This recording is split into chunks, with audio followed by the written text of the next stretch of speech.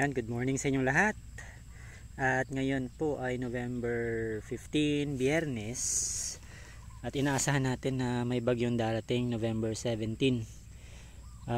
Medyo erratic yung kanyang direksyon. Pwedeng yung una Nueva Ecija, tapos Metro Manila, Southern Luzon. Pero in-expect natin mahagip tayo kahit papano. Kahit anong mangyari, dadaanan tayo dito ng ulan at hangin.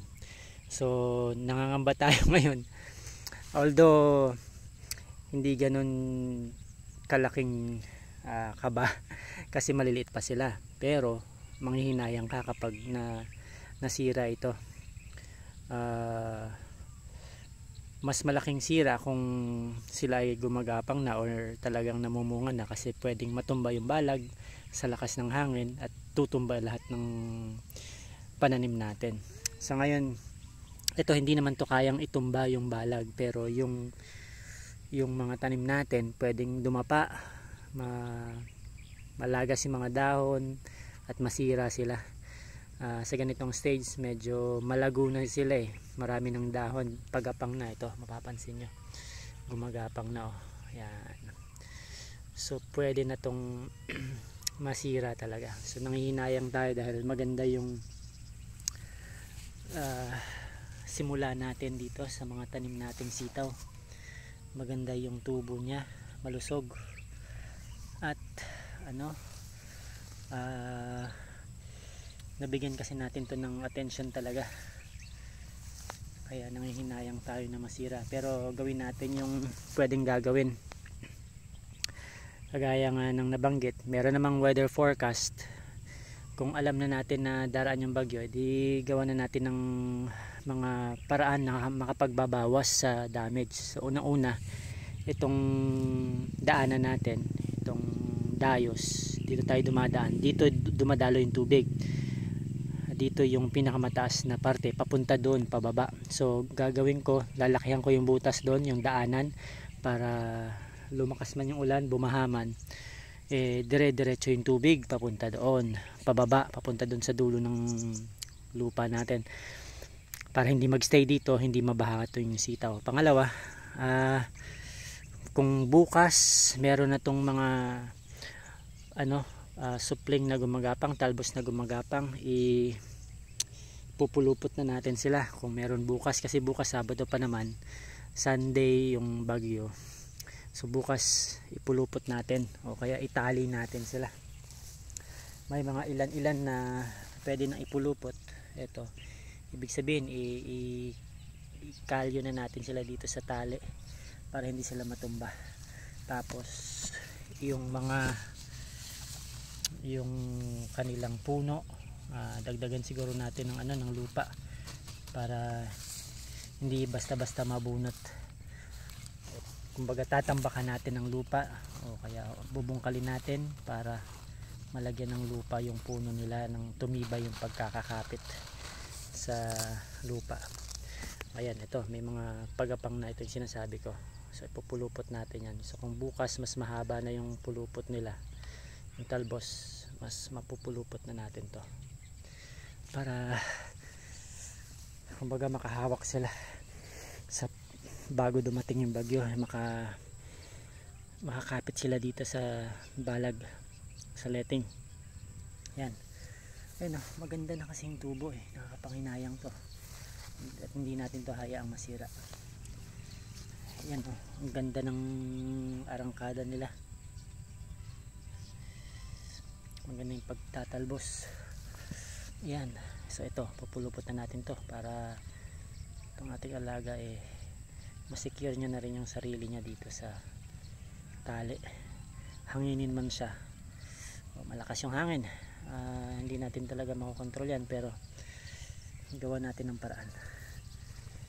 Yan. So itong mga pwede nang ikapit na kayo dahil malakas yung parating nating kalabang bagyo, nakakapag-alala. Ayan. Ito, siya yung medyo matangkad na dito. So maganda yung tubo. Mapapansin niyo maganda yan dahil yung distansya ng dahon sa bawat sanga ay mahaba. So ibig sabihin maganda yung nakakain yung nutrients. So ayan, pero kailangan natin yung i-secure yan pagpapalupot. So mag-umpisa na tayo magpalupot yan today hanggang bukas. So ayan, yan yung status ng sitaw. November 15, sabihin natin 17 days na sila ngayon average. Yung 17 days, ganito ang itsura nila. Kahapon nagdadamo ako, wala pa naman ako nakitang gumapang na to, pero ito lumabas na. So ibig sabihin baka bukas marami na ring pagapang dyan. So mas maikakapit natin bukas, yun yung tatrabahuhin ko bukas. Pero syempre magumpisa na rin ako ngayon maipulupot dahil napakarami nila. May mangilan-ngilan din na nakikita tayong uod. Yan.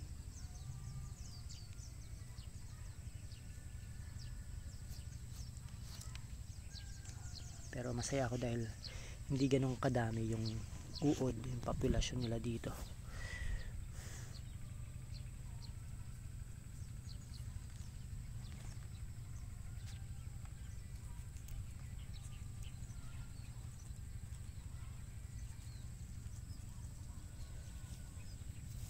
Yan o.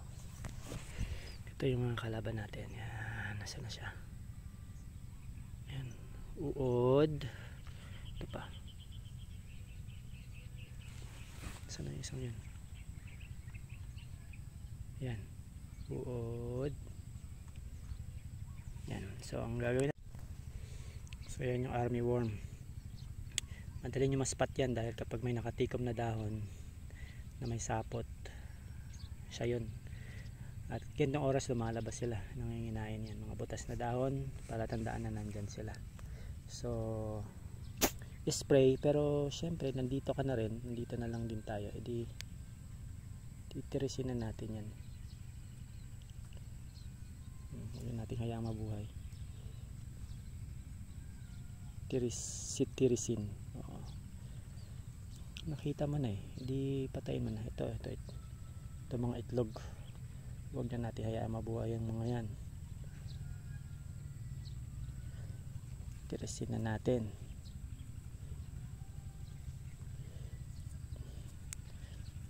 At minsan tinatanggal natin yung dahon. Ito pakarami oh. Dalawa sila oh. Tirisin.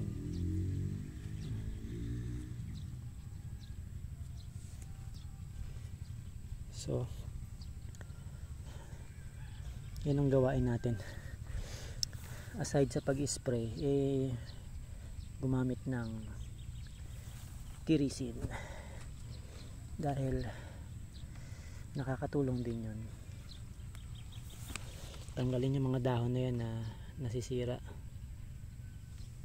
yung sinira nila, pinagbabahayan.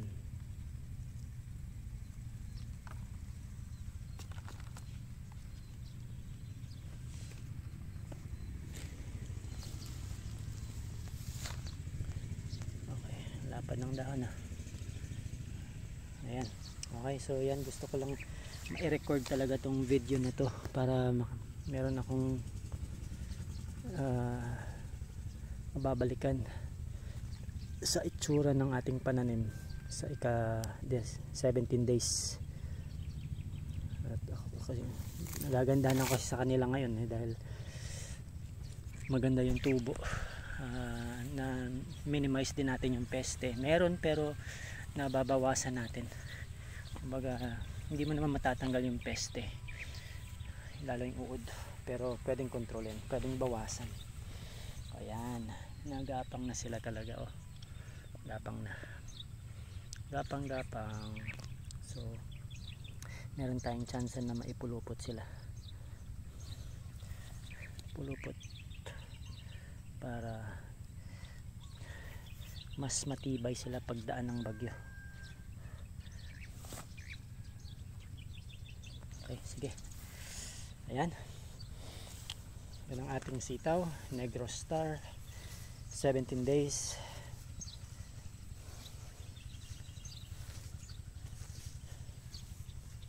dalawang tudling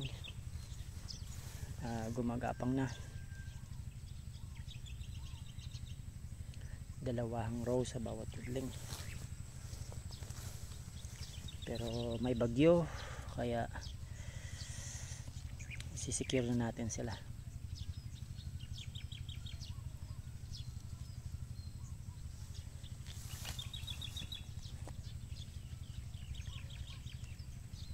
Ang inabono pa lang natin dito nung ika-10 araw nila ay yung complete tsaka 1620 at calcium nitrate ng Yara Nutrabor. Tagda 2 kilo yun bawat drum. Ayan, uod. So nasa umabot dito ng 6 na kilo, taga 6 na kilo yung naubos natin sa pagdidilig. Tinunaw natin yung abono tsaka ay dinilig. So 3 drum na tag 200, bali 600 liters yung naubos natin.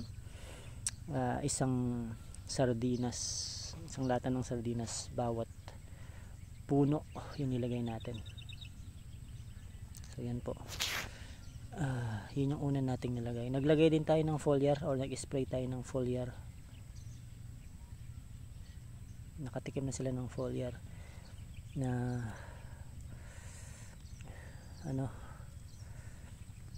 high fir na green. Nag-spray na rin tayo ng gamot, Lanate at Cartap para sa leaf miner. Cartap para sa leaf miner, yung Dragon Cartap yung binili natin, mas mura kesa sa Triguard. Pareho lang na active ingredient yan. Active ingredient ng Cartap ay pwede para sa leaf miner.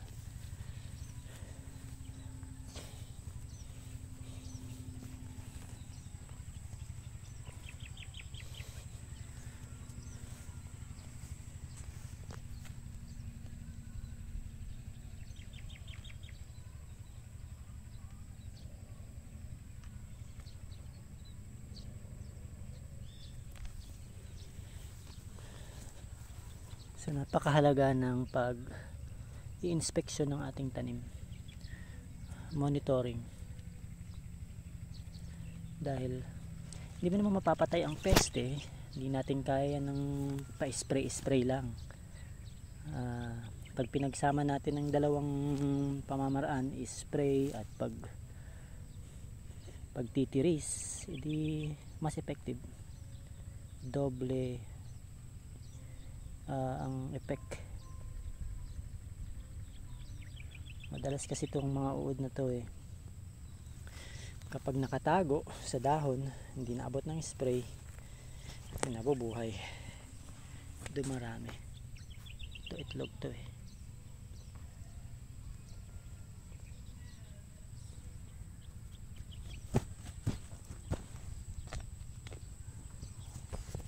Ayan, gusto lang natin i-record sa variety ng Verdana na sitaw. Ito isa sa pinakamahaba nating napitas na sitaw. Ayan. So, good size to.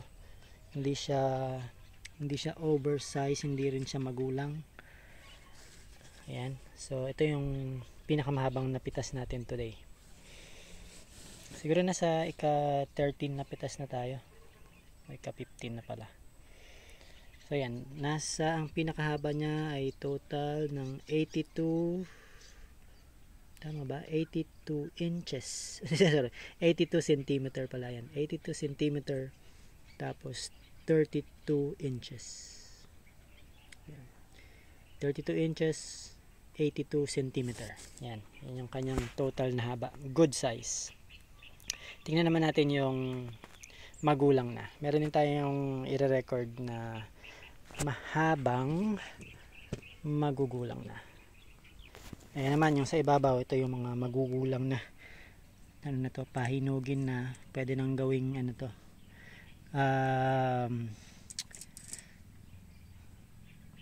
binhi. So pag pinatuyo natin yan, pwede nating itanim sa huli.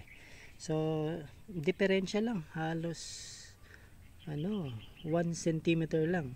So kung ang good size na ibebenta pa ay 82, 83 naman tong nasa 83 itong overripe o kaya oversize, magugulang na sitaw. So yan yung potential ng Verdana. Kukumpara natin ito sa huli sa iba nating variety. Okay.